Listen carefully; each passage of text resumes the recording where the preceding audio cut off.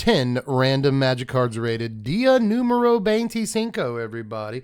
Bienvenido on the channel and Feliz Friday, ladies and gentlemen. I hope you're having a good one so far, and I hope your weekend's even better.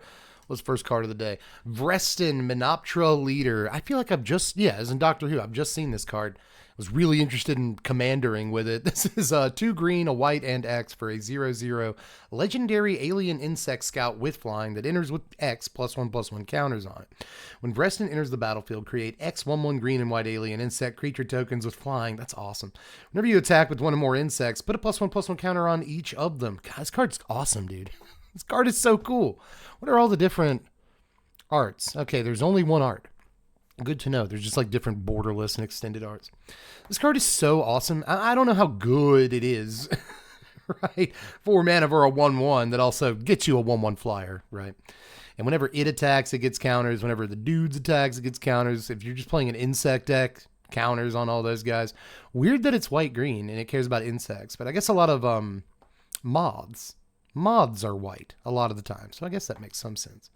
If you can play oh, wow. The Ikoria moth that you guys know what I'm talking about. The 4 mana moth from Ikoria that, like, whenever one of your creatures dies, it comes back to the table with a flying counter. That thing's sick. You get to play that in this deck. I love this creature. This just reminded me that I wanted to do a commander deck with it. I'm going to give this like a 6.7. This card's awesome, man. I don't know if I'm like judging it correctly. That might be way too high of a score, but I've always wanted to play with this card, and apparently I can. It's 13 cents. Let's get a copy today, Dev. I'm going to write that down. I've got my notebook here where I put little tick marks for every card so I know when we've done 10. And I'm going to write buy Vrestin. So if I plan on buying it, I should probably give it a relatively high score. 6.7. This card's great, dude. This card's awesome. Move on to Bounce Chamber and uncard, so it doesn't count. Cover of Winter was only ever printed in Cold Snap. 3 mana, 2 and a white for a snow enchantment. With cumulative upkeep, a snow mana, which can be paid with 1 mana from a snow permanent. Cumulative upkeep, by the way, means at the beginning of your upkeep, put an age counter on this permanent, sacrifice it unless you pay its upkeep cost for each age counter on it. So the first time it'll cost 1, the second time it'll cost 2, and then it'll cost 3, and so forth. If a creature would deal combat damage to you and or one or more creatures you control, prevent X of that damage, X being the number of age counters on cover. You can also pay a snow mana to put an age counter on cover. Cool. That's kind of cool. Okay, so when it first comes into play, it does literally nothing. It does nothing at all. So what you really want to do is pay 4 mana for this, so at least it's boarded windows. You know what I mean? At the very least, it's that. I think it's actually boarded window. It doesn't matter. This is a trap, right? Like, this looks okay, but you're really only going to keep it out for 2 or 3 turns. And people would just elect to not attack you. But I guess that's fine. You know, just yesterday I was talking about like Turbo Fog decks. And this is kind of an interesting card in those. So I don't know, man. I'm kind of down to give this like a 5.3 or something. Like slightly above average, depending on what deck you're playing. I kind of like it. You know, it depends on snow mana, but like that's pretty easy to get. You know, just all your lands are snow. How hard is that? How hard is that? It might be kind of tough. Snow lands are kind of expensive, like ridiculously expensive. So who knows? But I'm sticking with 5.3, man. I shouldn't, but I'm doing it. Divine Transformation. See that Legends one, man. This is 4 mana, 2 and 2 white. Target creature just gets +3/+3. That's all that happens. It's an enchant creature. This card sucks, but it used to actually be important. You would put this on like your Vesuvian Enchantress, right? Your Vendurin Enchantress, excuse me. Pretty lady. And then you'd have a pretty lady on a pretty lady because you put this under the Vendurin Enchantress. You got 2 pretty ladies on the table. But it also makes sure that your Vendurin Enchantress draws you a card when this comes into play. And now she's, an act like a 3/4, which is better than a 0/1, you know what I mean? So, or 0, I think she starts as a 0/2. So 3/5 is actually a sizable creature. Like I said, it used to be important back when we played a very different Magic the Gathering. I believe that this was a rare in 4th edition. Don't quote me, but This is a rare that you would get kind of a lot. That was all right when it was usable. You know, back in the day, I've seen many a person slam this, like you tap your Llanowar Elves to help cast it, and you slam this onto the Llanowar Elf on turn 3. So now you have a 4/4 elf. Again, Magic has come a very long way in a pretty short period when you really think about it.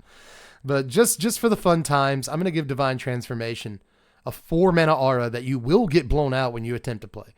A 3.9. It does not deserve that. It actually deserves like a 2.3 or so. It's really not a good Magic card. But I just love it. I love this card, and cards that I have memories with, I will not be objective about. You do it. It's easy. Just get on Scryfall, hit random 10 times, upload it to YouTube. You do it. So I'm telling you, it's really fun. But you get to score cards whatever you want when you do that. I'll score them whenever I want when I do that. I'm giving it under a 5. So get off my back. We'll move on to Aurochs. This is 4 mana. 3 and a green. Let's look at the Ice Age one. For a 2/3 trample. This is still an Aurochs, by the way. They didn't change it to an Ox or anything like that. It's still an Aurochs. 4 mana for a 2/3 trample. Whenever attacking, it gets +1/+0 for each other Aurochs that attacks. So this goes in your Changeling deck. Solved it. Solved it. It's got trample. You got like 10 Changelings out. You're actually attacking for a pretty sizable amount. But yeah, the idea here was that the only other Aurochs ever printed were these guys. So kind of bad, you know. Even in Changelings, it's kind of bad. You can use that slot like way, way better ways. But I don't know, if you want people to go like, ooh, maybe throw it in, you know. But still, the card's not good. 2. I'll just give it a straight 2. It's neat. It is kind of neat. You got to give it that. Moving on to, Door to Nothingness. Little Door to Nothingness, everybody. 5 mana for an artifact that enters play tap. And you can play Wooburg twice. So you pay double Wooburg and tap it and sack it to have a player lose the game. Target player loses the game. So, oh wow. The Monty Python one. It's the Bridge of Death. That's really funny. That's a really, really good reskin. I think. Personally, I think. What is your favorite color? Yellow. No, blue. Come on. We're all Magic players. We can sit here and quote Monty Python forever. What is this card actually? What is it? What's the score?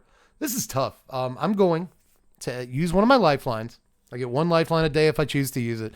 I will ask the audience, if you're in the comment section, what is this?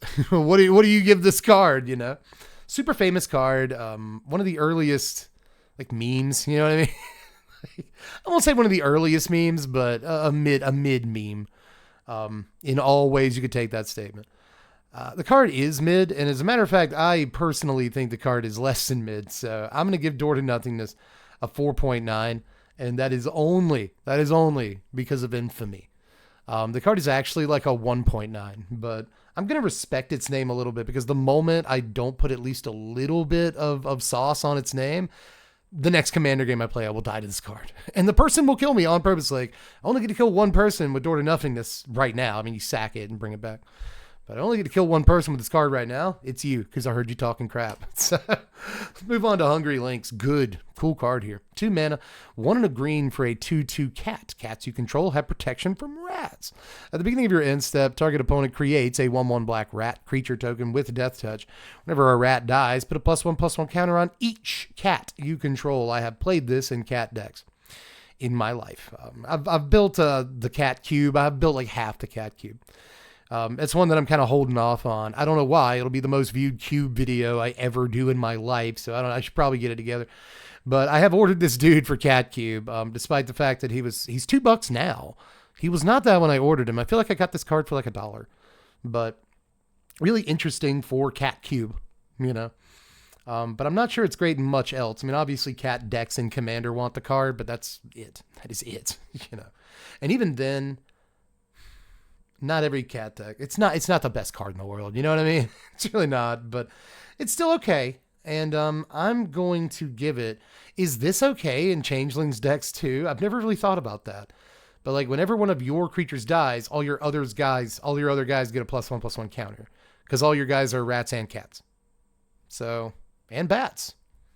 With stats. That's with stats. This is okay, man.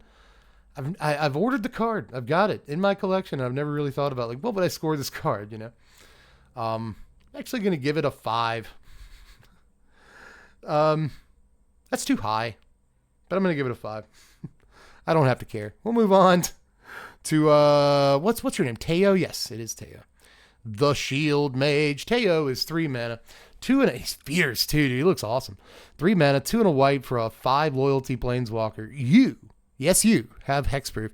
You can also -2 him to create a 0/3 white wall creature token with Defender. I've always liked this dude, man. He didn't do nothing in Standard. You wouldn't really expect him to do anything in Standard, but every now and again you see him in these commander decks where like toughness matters, you know? These like big butts, sort of Sir Mix-a-Lot commander decks that play like Arcades the Strategist or something like that, you know? The thing that makes everything hit for toughness rather than power. And you will see this guy. You will see them. I'm going to assume this is a them, actually. You will see them in some, you know, commander decks, but not too often. That said, I've always liked the design on this card. You know, I like that War of the Spark gave us like a different design space for planeswalkers. I will always respect that. So I'm going to give Teyo, I'd like a 5 too. Because I'm heartbroken the idea of giving him anything less than like your average, you know? So I'll give a 5. I think you can find uses for this card, and it's not bad. It's not like god awful. We've reviewed some god awful cards here, and this is not one of them. So it's all right. We'll move on to Bramble Armor, though. This is from Midnight Hunt. 2 mana, 1 and a green for an artifact. When it ETBs, attach it to a thing you control, or you can equip it for 4. Equipped creature gets +2, a +1. So a giant strength that doesn't cost 2 red mana. And you can, you know, put it on something else when the thing it's attached to dies. I don't know. It's not bad. It is though. I mean, it's not, it's not a very good Magic card, but there are going to be times where you need an artifact and you also want to pump your dudes because you're playing some sort of Bogles thing. Like this does meet at very, very certain crossroads, very specific sort of, crossroads. So I don't hate this either. I'll give it a 4.7, and that is higher than I will rate most equipments. It really is. I don't love most equipments, and maybe I'm just feeling especially generous today, but this is, you know, better than it seems while still not being worth a slot in your commander deck. So let's move on to Wight of the Reliquary. 2 mana. This is a fun card. 2 mana, Golgari colors for a 2/2 zombie knight with vigilance, and it gets +1/+1 for each creature card in your yard. You can tap it and sack another creature to search your library for a land, put it on the battlefield, tap, then shuffle. Any old land. Cool card, dude. Really cool card. Still worth a couple of bucks, too. Like, somehow. I figured everyone had kind of moved on already from MH3, but I don't know. I think this card's awesome. I liked it when I first saw it during, like, one of the more recent preview seasons. The most recent preview season is always right now. So it's like the one right before the most recent preview season. Still looks good to me, though. You know? I know she no good, but she good to me. And so I'm going to give Wight of the Reliquary a 6.6.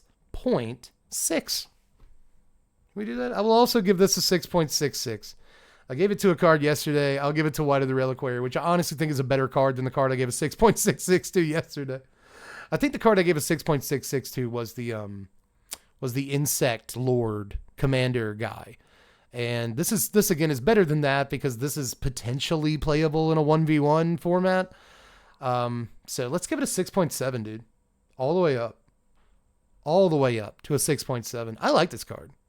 Like, haven't gotten to play with it or seen anyone play with it yet, so I'm just flying blind here. But, you know, a good card. We'll move on to Swamp. Basic lands get a 5, and we skip them. The art on this one is from a Warhammer set, and it's kind of cool. It's weird seeing UFOs, but, like, I get it. I don't have, like, a problem with it. And they do look ominous enough. Not bad art. Caprichrome is our actual last card of the day. Modern Horizons 2, you cost 2 pennies. This is 4 mana, 3 and a white for a 2/2 artifact goat with flash and vigilance, and it devours artifact 1. As it enters the battlefield, sacrifice any number of artifacts. This creature enters with that many +1/+1 counters on it. Okay. I bet this was really fun in MH2 Draft, which I did not play a single game of. You think I'm made of money? You know what I mean? So this is cool, though. I like the name of it, too. Caprichrome, and it's a goat. Is this the only goat artifact creature? I guess we just saw some artifact creatures have changelings, so don't at me, comment section. But yeah, this can be like a 4 mana 7/7 with Flash and Vigilance. But even then, it's just like an almost vanilla 7/7. You came down on board presence for. I don't know though. I'm gonna give this like a 4.6. You know, fine. It's not like it's interesting. I like. You may notice a card doesn't have to be good for me to like it. I like interesting cards, and this is kind of interesting. You know, so cool. Last card of the day. We didn't have anything like super bomby. We had a couple of good cards. Like why do the Reliquaries good? But you know, that doesn't mean our weekend's going to be bad. It's not a bad omen, guys. Our weekend's going to be fantastic. We'll start today with a bomb. Tomorrow. We'll start tomorrow with a bomb. You just wait and see. You just wait and see. And we'll get there together, everybody. Hope you have a good Friday night. Have some fun. You don't have to go out. Stay at your house if you want to. It's totally fine. Whatever you're into. You got kids. You don't have to leave your house. Just kind of stay home, play some Magic. You know what I mean? Just crack a drink and pop some popcorn. I just hope you have a good weekend is all I'm saying. I love you guys. Bye.